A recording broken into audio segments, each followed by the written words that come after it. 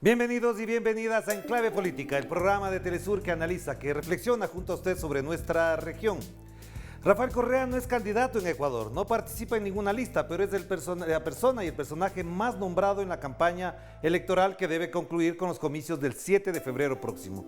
Su presencia en videos, afiches y la publicidad electoral en general ha sido prohibida por el Consejo Nacional Electoral, lo cual en sí mismo constituye un absurdo, pero en Ecuador ya estamos mal acostumbrados a este tipo de absurdos como otros que no tienen otro origen que no sea el del trujillato.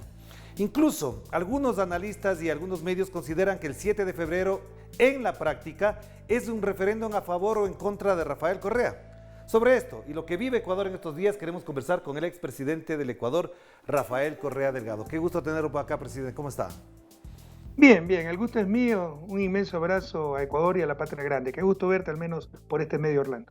Muchísimas gracias, presidente. La pregunta de fondo es, ¿este 7 de febrero es un referéndum en el que se decide si están de acuerdo o no con lo que hizo Rafael Correa? Lo digo esto por una consideración de orden práctico, es decir, buena parte del debate, de la discusión pública en los medios, en los opositores a la candidatura de Andrés Arauz, gira alrededor de la palabra, del nombre y de la figura Rafael Correa. Porque así son los mediocres, pero el que cree que eso no entendió absolutamente nada. Esta tal vez es la elección más importante de la historia del país. No es que se juega a correísmo, anticorreísmo. Se juega la propia supervivencia de la patria. Están falleciendo más de 100 ecuatorianos por día por negligencia, gran parte de ellos por negligencia criminal de este gobierno. Todos saben, sobre todo los anticorristas, que si nosotros hubiéramos estado en el gobierno ya tendríamos millones de vacunas. Entonces, cada día que pasa hunden más la economía, cada día que pasa saquean más a la patria, cada día que pasa quieren privatizar hasta el Banco Central. Si creyeron que esto es cuestión de correísmo, anticorreísmo, están totalmente equivocados. Es cuestión del amarillo, azul y rojo, la supervivencia de la misma patria. Sí, pero de todas maneras, incluso teniendo en cuenta ese criterio, también es cierto que lo que se debate es lo que se hizo en la Revolución Ciudadana y lo que propone Andrés Arauz, que para buena parte de ese sector de la oposición en su gobierno, evidentemente no satisfizo, no cumplió los requisitos mínimos que según ellos debería establecerse en una democracia liberal. Y en ese contexto, ¿hasta dónde el rol que está jugando Andrés Arauz efectivamente revalida y reconfirma el proyecto de la Revolución Ciudadana en este contexto electoral? Bueno, que me expliquen qué actuación nuestra, qué institución no cumplía los requisitos de la democracia liberal. A nosotros decían autoritarios porque había gobierno, había liderazgo, había toma de decisiones.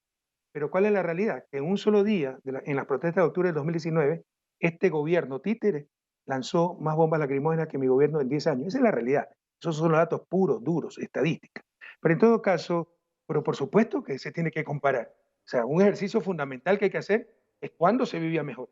En esta tragedia, con la falta de trabajo, la falta de salud, la inseguridad, durante los 10 años de nuestro gobierno, que pese a que había muchos problemas por resolver, se avanzaba día a día, todos sentían la prosperidad. Está en la estadística, se duplicó el tamaño está en las estadísticas, se duplicó el tamaño de la economía, reducimos pobreza, desigualdad, de hecho fuimos los campeones regionales en todo aquello.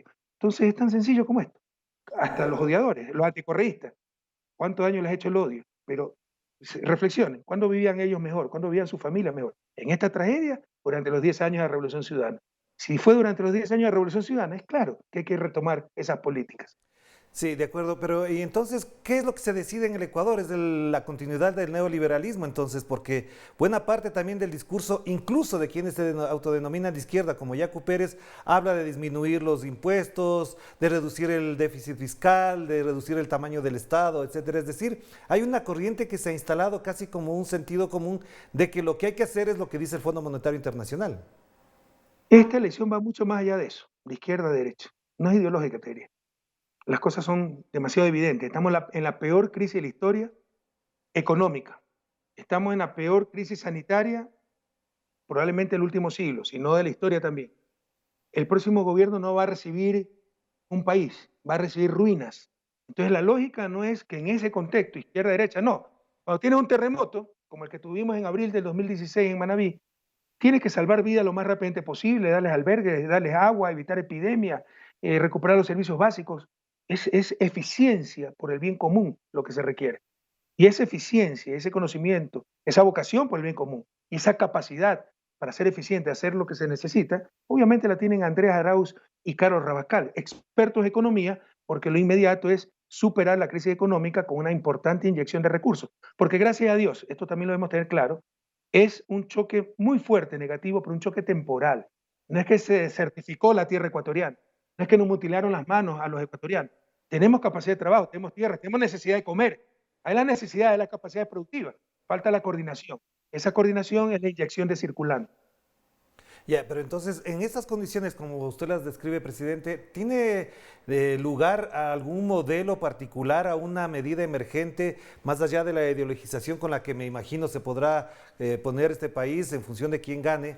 ¿Cuáles son las medidas emergentes, urgentes, inmediatas y necesarias que se deben tomar, incluso, ojalá, por este propio gobierno antes del 24 de mayo?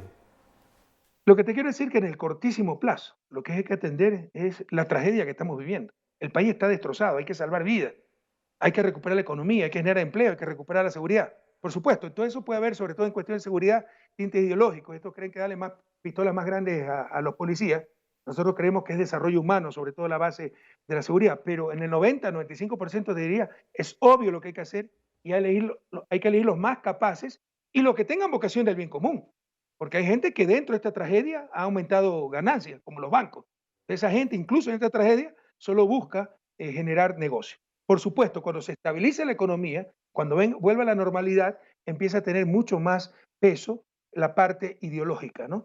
Y eso tenemos una ideología muy clara, progresismo, buscar la justicia social y, por ejemplo, a nivel regional, buscar la integración, que tanta falta nos hace en este momento, porque necesitamos dar respuestas colectivas a este problema colectivo, problema incluso mundial.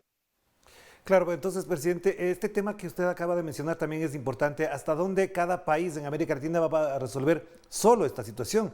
Ya hemos visto que incluso Argentina con Chile, teniendo un presidente neoliberal como Sebastián Piñera, requiere del apoyo y la colaboración de Argentina y mutuamente se tienen que acompañar porque la crisis obviamente les toca a los dos. ¿Cree usted que efectivamente desde el 24 de mayo Ecuador tendrá que impulsar procesos o estimular procesos de integración y colaboración para resolver los graves problemas que afronta esta región también?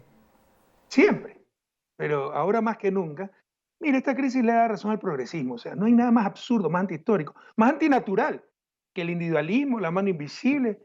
Bueno, que venga la mano invisible para salvar a los que se están muriendo, ¿no? Que con el egoísmo, buscando mi propio lucro, en un efecto externo a mi intención, es decir, moralmente ni siquiera es justificable, yo busqué enriquecerme. Ahí de relancina logré el bien común, generar empleo, etcétera, porque buscaba enriquecerme. Eso es lo que te dice el neoliberalismo, ¿no? Y entonces, la famosa mano invisible que hizo avanzar a toda la sociedad. Eso nunca ha existido. Es mano invisible, tan invisible que nadie la ha visto. Se necesita acción colectiva, consciente, real, con lógica comunitaria, para, por ejemplo, salvar vidas, para entender que la salud no es una mercancía, es un derecho. Pero te decía que es hasta antinatural, porque ahora se ha inventado el Homo economicus, que no existe. ¿Quién está buscando, procesando toda la información para maximizar su función de utilidad? ¿Quién va al supermercado a comparar todos los precios y ver el mejor cereal? Vas a comprar el cereal que siempre compras, ¿no? A no ser que haya algún evento muy especial. Entonces, no somos homo económicos, siempre hemos sido homo sapiens que resuelve problemas en forma heurística, error, corrección, y que toma decisiones en función de la costumbre, en función de reglas preestablecidas. Voy a comprar tal cereal, no en función de procesar la información, son tonterías de los economistas para creernos científicos, no, pero no solo eso. Resulta que el Homo sapiens es el ser más cooperativo de la historia, de toda la naturaleza. El ser más cooperativo, el Homo sapiens. Ah, no, las hormiguitas también cooperan, las abejitas también cooperan entre conocidos, pero Claro. solo el Homo sapiens es capaz de cooperar incluso con gente desconocida. Debemos volver a nuestras raíces, a nuestra naturaleza, entender que vivimos en comunidad, entender que hay cosas que no pueden ser mercancías, son derechos y deben ser fruto de la acción colectiva, como el acceso a la salud. Entender que somos interdependientes, incluso para aquellos neoliberales fundamentados en el egoísmo, ojalá que aprendan que si se contagia el pobre, también se contagian ellos. Así es. Entonces ellos tal vez van a buscar acción colectiva, brindar salud por su propio egoísmo. Ojalá lo hagamos por valores, ojalá hagamos por la lógica comunitaria, por saber que vivimos en comunidad. Ojalá lo hagamos por afán de justicia, saber que todos necesitamos salud, que todos tenemos derecho a la salud. En este caso, tenemos derecho a muchas otras cosas.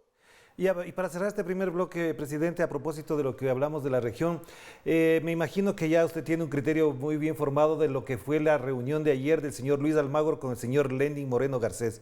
Este encuentro obviamente manda una pésima señal, no es grato para quienes conocemos y recordamos con dolor y además con mucho sentimiento lo ocurrido en Bolivia. ¿Hasta dónde efectivamente este es un pésimo señal? Y también, a lo mejor, dicen algunos ya, la señal de que efectivamente algo se cocina entre la OEA y el gobierno de Lenín Moreno. Almagro y Moreno son de las peores vergüenzas que ha parido nuestra América. Y pasarán al basurero de la historia, ya están en el basurero de la historia. Imagínate felicitar por su espíritu democrático a un presidente que ya va por el cuarto vicepresidente y que tiene 4% de credibilidad y que ha destrozado el país. O sea, que insulta al pueblo ecuatoriano. Pero no esperamos menos de un Almagro que en lugar de proteger la democracia, propició el golpe de Estado en Bolivia porque es un títere de los gringos, hablemos claro. Y sí, es muy preocupante esa reunión porque la OEA está observadora, hay graves irregularidades en la organización de las elecciones de Ecuador. Fue la delegación de la OEA, volvió a Washington y probablemente solo venga el día de las elecciones y la verdadera observación es antes, durante y después de las elecciones. O sea, la OEA no presenta ninguna garantía, nunca la ha presentado, pero con Almagro peor que nunca. Almagro es una verdadera vergüenza latinoamericana. Claro que sí. Vamos a hacer la primera pausa, entonces, presidente, para volver y hablar de lo que ya pasa en estos momentos en el Ecuador y que efectivamente a pocos días hay un espíritu cambiante, distinto entre los electores ecuatorianos alrededor de una candidatura y también de una propuesta política. Vamos a la pausa y enseguida volvemos con el expresidente del Ecuador, Rafael Correa Delgado.